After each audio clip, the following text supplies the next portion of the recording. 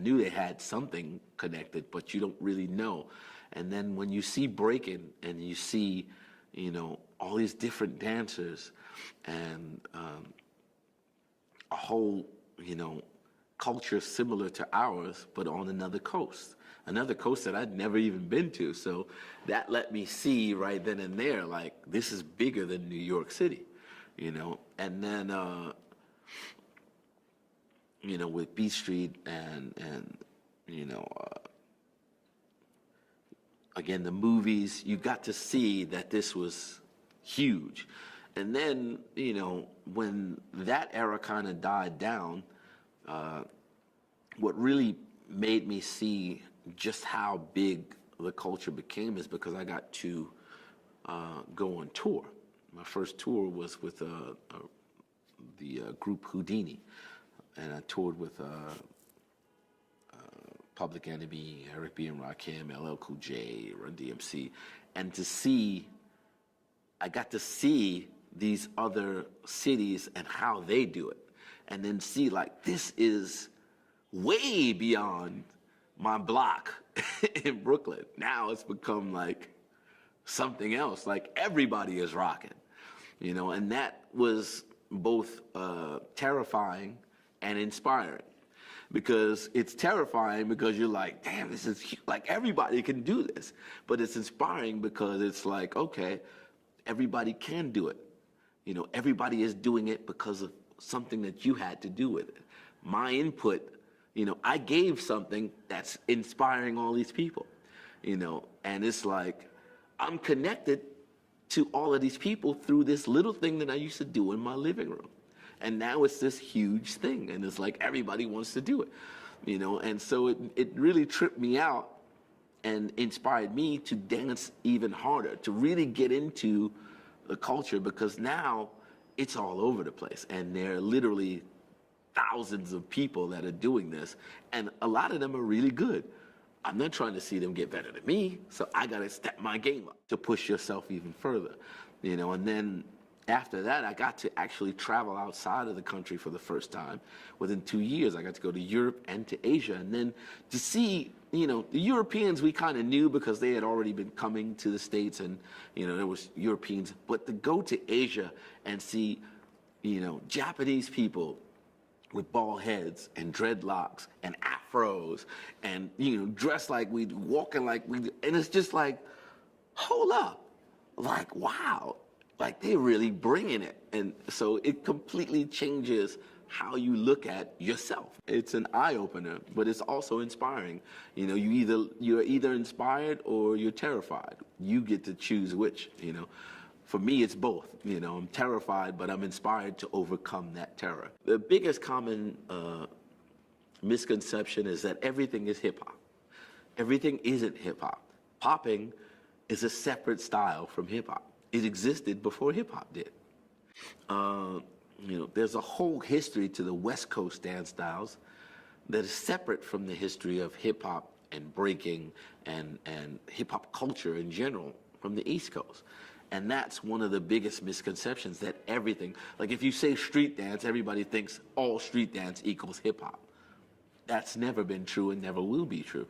Hip-hop has its own history, its own culture, its own technique, its own vocabulary.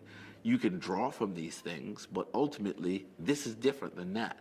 And you should know that. People tend to forget that it's a dance. It's a dance form. It's an art form. Again, I go back to those things that I mentioned: rhythm, technique, vocabulary, creativity, and character. These things hold true in each style. They're not all one thing. Voguing is different from whacking. Popping is different from robot. They're two different things. Breaking is the original style of hip-hop dance. But then there's freestyle hip-hop, there's light feet, there's flexing. On the West Coast, they have what they call turfing, taking up room on the floor. In South Central, crumping. These are all cultural dances from the same communities, from the Black and Latino communities, but they're all independent of each other. They're all interconnected by the same culture and the same people, but they're all independent of each other. And that common misconception happens because everything just gets bumped in together. It's just like in the beginning of the culture, everything was breakdance. If you did a wave, you're breakdancing. If you did the moonwalk, you're breakdancing. No, you're not. Breaking is totally separate dance. Everything gets lumped together. And then, one of the worst misconceptions now is everybody can teach hip hop. Like, please, you should not be able to walk into a studio and teach a dance unless you know the dance. To be able to inspire someone else to dance and to grow from it, that takes time.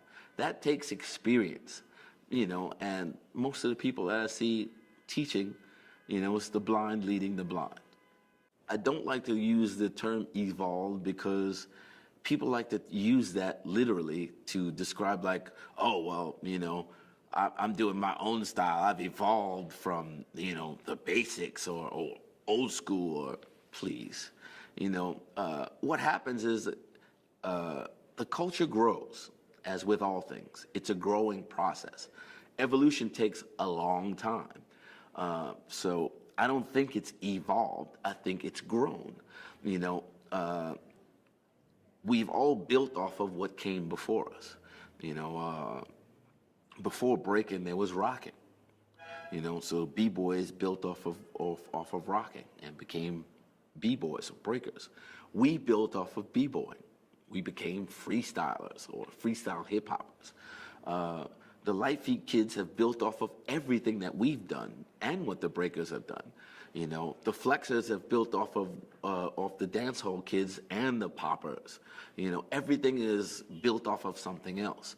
And it's a growing and a growth process where you see something and you take what you see and you add it to your repertoire, but you give something back. And today's scene, I think, is, as with everything, is yin and yang. You have a beautiful thing creatively. When I watch some of the dancers, specifically the Light Feet, you see this creativity that's, out of this world. They're so creative and done so many. I've seen hat tricks for years, but some of the hat tricks that I see these kids do are like off the chain. And then forget hat tricks, they do shoe tricks. Like, who thinks to dance with their shoe?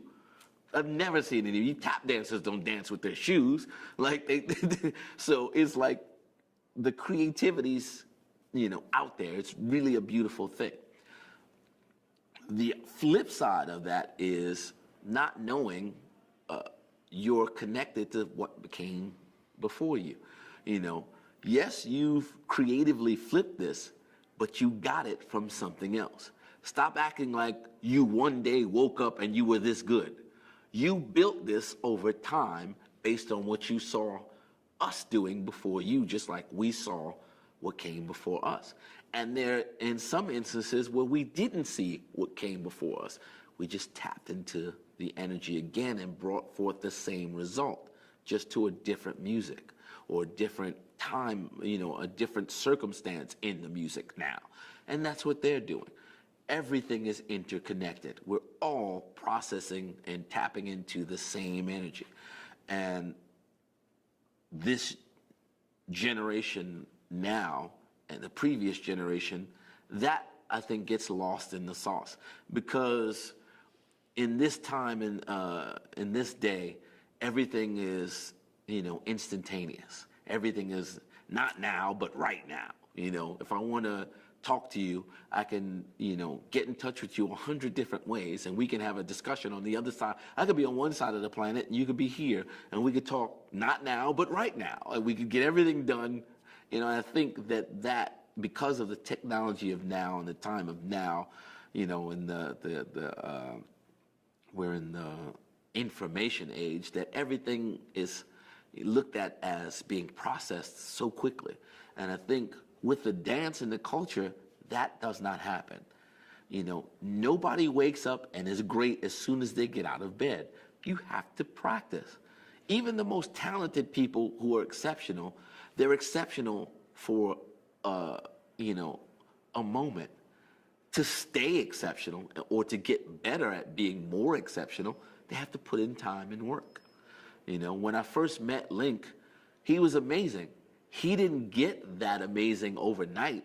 It took him years of practice in his neighborhood. He was a local kid nobody knew, and he put in the work and the time in his neighborhood to hone his skills so that when he came onto the bigger scene, he made an impact. He didn't come in and, oh, he's pretty good. He came in like, boom, I'm here.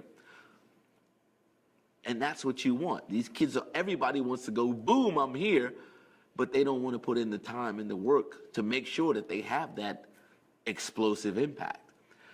You don't want to come in with a firecracker, you want a boom. Most of these kids have a firecracker, or they make an impact as much as a snap of my fingers. Because they're not putting in the work. They're not putting in the time.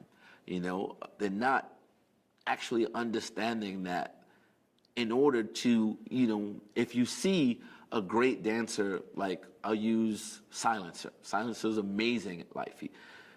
In order to get to Silencer's level, you gotta practice. You're not gonna get to Silencer's level taking his class. You're not gonna get to Silencer's levels watching him on YouTube. You gotta practice, because Silencer's gonna get better. And when you get to that level that you saw him at on YouTube, he's gonna be somewhere else.